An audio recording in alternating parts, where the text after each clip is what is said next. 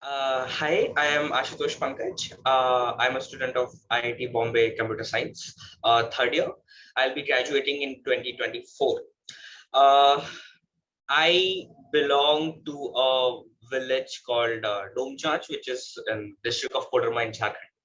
Uh, I have my mother, my grandfather, my grandmother, and two other siblings in my home. I don't have my father. He passed away like in some 10, 12 years ago. So uh, I started this J journey,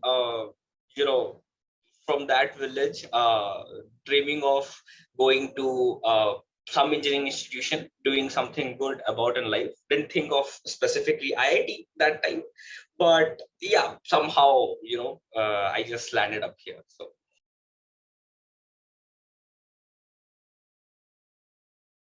see, बस 10th के board के time since I belong to a village वहाँ career counselling बहुत ज्यादा होती नहीं है. So the only thing that people are aware of is either you take up medical and become a doctor, or you take up maths and become an engineer. So I was of the same mindset. I didn't want to take biology, so I was like, yeah, let's take mathematics and become an engineer. And during the board exams, I was just scrolling through my phone, YouTube at night, 1 or 2 o'clock while studying, and suddenly I came up with this. A YouTube channel of an IT Delhi student. He was, interviewing people, and he was making some videos related to IIT and stuff. So that's when I got to know what an IIT is, frankly. And then I continued binge watching all such videos about IITs, all those interviews for next 3 4 hours. Then I got to see the videos of Mood Indigo of IIT Bombay, and that was the moment my mind was blown. I'm like, there is a place like this that exists, in India. That's such a great place. I want to be there. I want to be in any department of IIT Bombay. I just want to enjoy this fest. I used to be very active in all this extracurricular activities in my school. So I was very fascinated by Mood Indigo. And frankly, that was the point that made me think that I want to go to IIT Bombay. From a place where I didn't even know a few hours ago what IIT was. So that was the start, and that's when I decided that yeah, I want to do IIT right now. That's what I want to do. I want to do engineering, and apparently IIT is the topmost place that you can go to do your engineering, to start your engineering career. So that's how it started.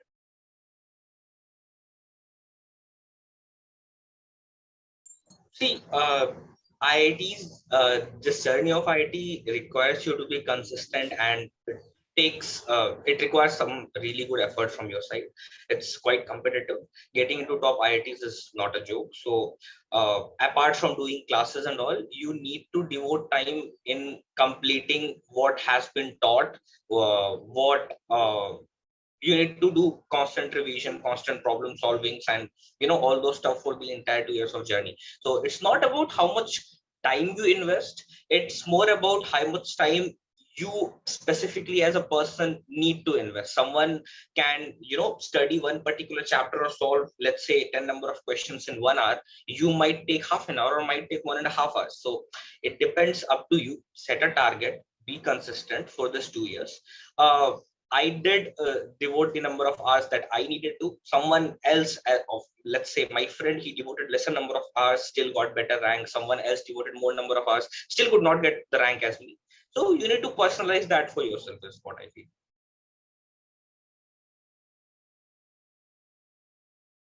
The jump from being a board student to an IIT or a NEET student is quite the jump. Not just the IIT or NEET student, but the jump from class 10th to 11th is a very big jump.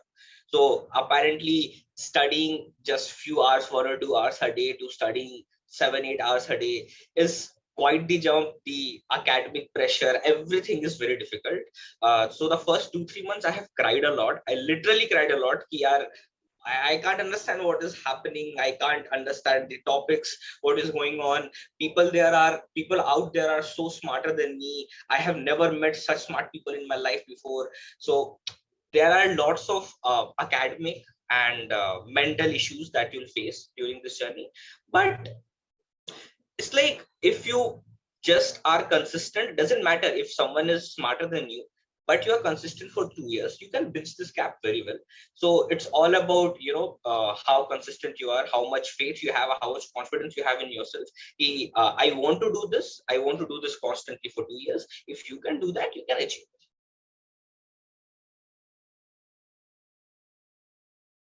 NCERT एक बहुत valuable resource है. It's like एक 100, मतलब मैं क्या बोलूं, आप बाहर से कितने भी प्रैक्टिस बुक सॉल्व कर लीजिए, आप कितने भी क्वेश्चन सॉल्व कर लीजिए, NCERT is a perfect crunch of everything. सब कुछ है वहां पे. आपको केमिस्ट्री के इनऑर्गेनिक अगर प्रिपरेशन करना है, जेई एडवांस के लिए भी, आप सिर्फ एनसीईआरटी पढ़ के जाइए, आपके ऑर्गेनिक और इनऑर्गेनिक सब क्लियर हो जाएगा. केमिस्ट्री में इससे ज्यादा आपको जरूरत ही नहीं पड़ेगी. मैथमेटिक्स में बहुत ज्यादा यूज आई गेस एनसीईआरटी का आएगा नहीं, बट केमिस्ट्री में और फिजिक्स के कुछ पार्ट्स में एनसीईआरटी बहुत ज्यादा इंपॉर्टेंट रोल प्ले करता है. तो मतलब इनऑर्गेनिक के लिए तो मैंने फ्रैंकली एनसीईआरटी के अलावा और कुछ पढ़ा ही नहीं है. पूरे जेई के ड्यूरेशन में मैंने एनसीईआरटी को ही, जब मेरे को टाइम मिल रहा है, मेरे को लग रहा है कि मेरे को इससे ज्यादा कुछ जानना चाहिए, मैं एनसीईआरटी पढ़ करके वापस रिवीजन करने लगता कि मेरे को पता है कि एनसीईआरटी से बाहर कोई भी क्वेश्चंस नहीं आएंगे इनऑर्गेनिक में. आपको फिजिकल में क्वेश्चंस प्रैक्टिस करना है, आपको एनसीईआरटी में क्वेश्चंस नहीं मिलेंगे. आप दूसरे बुक्स उठाओ, आप फिजिकल के क्वेश्चंस प्रैक्टिस करो. आपको ऑर्गेनिक में ज्यादा क्वेश्चंस नहीं मिलेंगे, आप दूसरे बुक्स उठाओ और ऑर्गेनिक क्वेश्चन सॉल्व करो. बट इनऑर्गेनिक में कुछ नहीं है ऐसा जो आपको एनसीईआरटी से बाहर पूछा जाएगा. मैथ्स में तो आपको डेफिनेटली दूसरे बुक्स रेफर करने पड़ेंगे. फिजिक्स में भी सेम चीज जाती है, क्योंकि एनसीईआरटी में नंबर ऑफ क्वेश्चंस बहुत कम है और लेवल जो है क्वेश्चंस का वो भी बहुत कम है as compare to JEE mains and advance.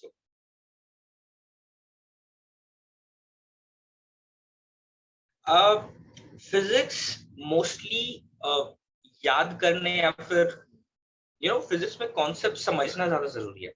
तो फिजिक्स में सबसे पहला चीज जो हमें करना चाहिए वो है कि जो भी चैप्टर हम पढ़ रहे हैं, उस चैप्टर की जो थ्योरी, जो कॉन्सेप्ट्स हैं, अंडरलाइंग कॉन्सेप्ट्स, उन कॉन्सेप्ट्स को बहुत अच्छे से क्लियर कर लो. जो सबसे बेस्ट बुक है, आप कहीं भी जाओ, आप किसी भी आईआईटीएन से बात करो, आप किसी नीट के लोगों से भी बात करो, आप अपने टीचर से बात करो, किसी से भी बात करो, they will recommend you one book, HC Verma, concepts of physics bye HC Verma. वो बुक छोड़ना ही नहीं है. That is मतलब the golden book for IIT as well as NEET preparation. If you want, you can go to other books that go beyond that level. But HC Verma is the book that you should do at least. अगर आपको JEE advance की preparation करनी है तो उसमें अगर आप वो क्वेश्चंस करोगे तो that has questions starting from very basic, जो सिर्फ फॉर्मूला लगाओ और आंसर लाओ वाले क्वेश्चंस है, टू सम इंपॉर्टेंट क्वेश्चंस जहां पे आप बिना कॉन्सेप्ट अच्छे से क्लियर किए नहीं सॉल्व कर सकते. और वहां पे the best part of that book is उसका थ्योरी. उसमें थ्योरी भी काफी अच्छे से लिखी हुई है, काफी अच्छे से क्लियर की हुई है.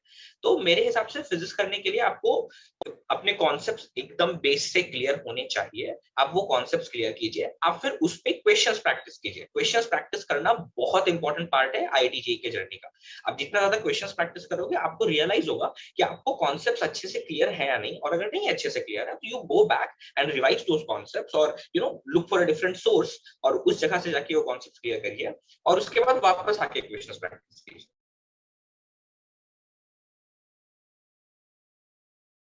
तो एक्चुअली क्या है ना, ये मैक्सिमम इंजीनियरिंग स्टूडेंट्स को ये प्रॉब्लम आती है, क्योंकि सब लोगों ने मैथ्स चूज किया था ये सोच के कि यार बायोलॉजी में रटना बहुत होता है, याद करना बहुत होता है, हमसे वो होता नहीं है, इसलिए हमने मैथ्स चूज कर लिया. मैक्सिमम लोगों के साथ यही कहानी है, मेरे साथ भी यही थी. और जब केमिस्ट्री में आके आप ये सब देखते हो ना कि आपको इतनी सारी चीजें याद करने की जरूरत है, तो हमें समझ में नहीं आता कैसे करना है. मेरे को भी नहीं आया था. और केमिस्ट्री ऐसा है कि आप एक बार पढ़ोगे आप भूल जाओगे, आप दूसरी बार पढ़ोगे आप फिर भूल जाओगे, आप तीसरी बार पढ़ोगे भूल जाओगे. बट ये 2 साल के टाइम में आपको बस कोशिश करते रहना है कि आप जितनी ज्यादा बार इस चीज को पढ़ो और रिवाइज कर सको, उतना ज्यादा अच्छा है. अब फॉर इंस्टेंस मेरे को पता है कि एक पर्टिकुलर चैप्टर, आपने जैसे एटॉमिक नंबर बोला या फिर मोल कॉन्सेप्ट है, मोल कॉन्सेप्ट में बहुत सारे टर्म्स हैं, मोलैरिटी, मोलैलिटी, ये सारे टर्म्स जो होते हैं ये बहुत कंफ्यूजिंग होते हैं किसी भी बच्चे के लिए. स्टार्ट में बहुत ज्यादा कंफ्यूजिंग होता है. उस टाइम में आप बिल्कुल इसको अपने एक छोटे से नोट्स में, छोटे छोटे पेपर्स में, या फिर अपने हिसाब से आप जहां भी पढ़ते हो आपको साइड में रखना है रख सकते हो. आप छोटे छोटे कार्ड्स बना सकते हो जिसमें मोलैरिटी, मोलैरिटी ये सब का डेफिनेशन लिख लिया, और हर 2-4 दिन में एक बार वो छोटे कार्ड्स व्यू कर लिया और रख दिया साइड में। आप जब ये चीज 8-10 बार 12 बार व्यू करोगे ना, उसके बाद ये चीजें अपने आप दिमाग में बैठ जाएंगी। तो इट्स केमिस्ट्री में इट्स मोर अबाउट आप कितनी बार चीजों को कर रहे हो देन अबाउट आपको कितने अच्छे से समझ में आ रहा है। केमिस्ट्री समझने वाला पार्ट आपको समझ में आ जाएगा, याद करने वाले पार्ट में आपको बहुत दिक्कत आएगी। इनऑर्गेनिक सिमिलरली, मतलब इनऑर्गेनिक मैंने एनसीईआरटी कम से कम नहीं तो 15 से 20 बार पढ़ा होगा, तो याद नहीं रहता, किसी को याद नहीं रहता, एंड तक याद नहीं रहता। आप बस कोशिश करते रहते हो कि मैं इसको जितनी बार पढ़ सकूं उतनी बार पढ़ूंगा, तो मेरे मेमोरी में वो फ्रेश रहेगा।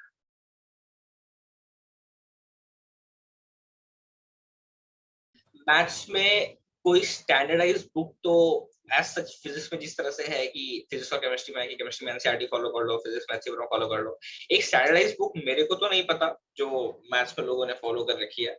बहुत छोटे छोटे हर एक टॉपिक के लिए, हर एक सेगमेंट के लिए मैंने अलग अलग बुक फॉलो कर रखी थी। मैंने एक अनऑफिशियल नेम है ब्लैक बुक, वो भी फॉलो कर रखी है कैलकुलस के लिए। मैंने कुछ छोटे छोटे छोटे टॉपिक वाइज बहुत सारे अलग अलग बुक्स हैं, डिफरेंट बुक्स जो आते हैं वो सब मैंने सॉल्व कर रखा है। एक स्टैंडर्डाइज बुक तो नहीं है, आप कोई भी बुक उठा सकते हो। मैथ्स में बस एक चीज ध्यान रखना है कि मार्केट में अवेलेबल बहुत सारे books, random editions, random publication वाले बुक्स में बहुत सारी गलतियां हैं। तो बच्चों का आधे से ज्यादा टाइम ना उन गलतियों को, मतलब आपने क्वेश्चन सही भी सॉल्व कर लिया, आपको आंसर गलत दिख रहा है, फिर आप बैठ के उसी के ऊपर सोच रहे हो 2 घंटे कि ये कैसे ये आंसर आ रहा है। तो एक बार आप इतना बस ध्यान रखना कि आप जब कोई भी नई बुक खरीद रहे हो तो वो थोड़ी स्टैंडर्डाइज टाइप बुक हो, पब्लिकेशन अच्छा हो, ताकि उसमें गलतियां जितनी मिनिमम हो सके उतना अच्छा हो, ताकि आपकी एनर्जी उधर वेस्ट ना जाए उनको सही करने में।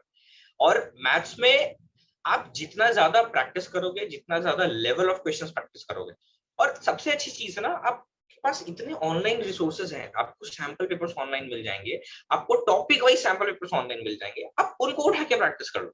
आपको कुछ नहीं मिलता, आप जेई मेंस के प्रीवियस ईयर 20-25 साल के पेपर ले लो, जेई एडवांस के प्रीवियस 20-25 साल ईयर के पेपर ले लो, वो टॉपिक वाइज डिस्ट्रीब्यूटेड मिल जाएंगे आपको ऑनलाइन बहुत सारे रिसोर्सेज पे। आप वो लेकर सॉल्व कर लो। आप बहुत सारे स्टेट गवर्नमेंट वाले एग्जाम्स होते हैं, लाइक वेस्ट बंगाल डब्ल्यूबीजेई होता है, उसके मैथ्स का पेपर बहुत अच्छा होता है, that is comparable to JEE mains, मेरे को लगता है, मैंने सॉल्व किया था। तो आप वो पेपर लेके सॉल्व कर लो। पेपर्स की कमी नहीं है, क्वेश्चंस की कमी नहीं है, आपके पास रिसोर्सेज ऑनलाइन अभी के टाइम में तो भरे पड़े हैं। आप किसी भी वेबसाइट पे चले जाओ, आपको 100 वेबसाइट्स मिल जाएंगे रिसोर्सेज के लिए। और मैथ्स में कुछ कर नहीं सकते, मतलब आप जितना ज्यादा क्वेश्चंस प्रैक्टिस करोगे, जितने ज्यादा टाइम तक प्रैक्टिस करोगे, जितने ज्यादा लेवल का क्वेश्चंस प्रैक्टिस करोगे, आप उतने ज्यादा एफिशिएंट होगे, क्योंकि एग्जाम में अल्टीमेटली टाइम बहुत कम होता है आपके पास। आपको अपनी स्पीड, एक्यूरेसी सब कुछ बढ़ानी है। तो दैट्स व्हाई इट्स रिकमेंडेड कि मैथ्स में जितने ज्यादा क्वेश्चन सॉल्व करोगे, आपकी स्पीड उतनी बढ़ेगी।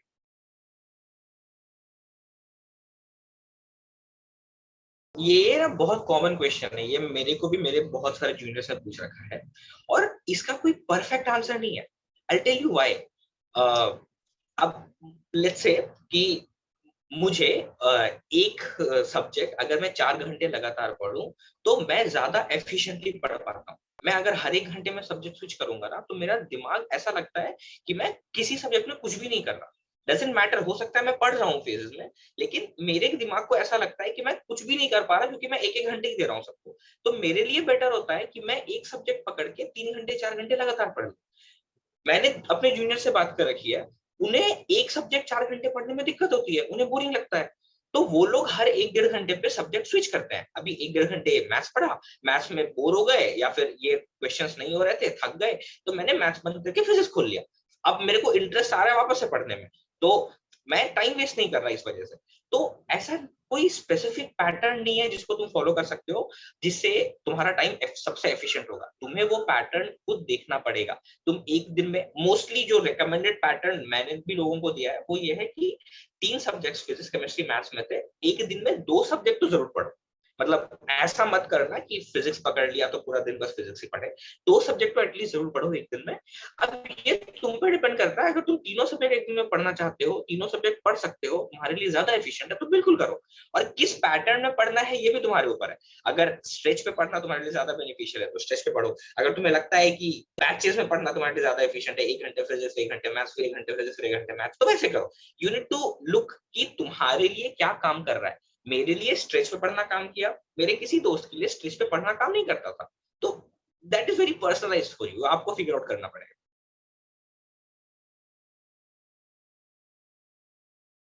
इसमें ना दो चीजें हैं, मतलब एक तो होता है कि आपने आप थके नहीं हो पढ़ के, बट जस्ट बिकॉज आपसे क्वेश्चंस हो नहीं रहे, वो सीरीज में 2-3 क्वेश्चन मेरे से नहीं हुए, या उस सब टॉपिक के 4-5 क्वेश्चन मेरे से नहीं हुए, तो मेरे को अब आगे करने का मन नहीं करा, मेरे को लग रहा है कि मैं थक गया, मेरे को ज्यादा टाइम हुआ नहीं है पढ़ते हुए। तो इस केसेस में आप दो चीजें कर सकते हो, या तो वो पर्टिकुलर टॉपिक जाके आप रिवाइज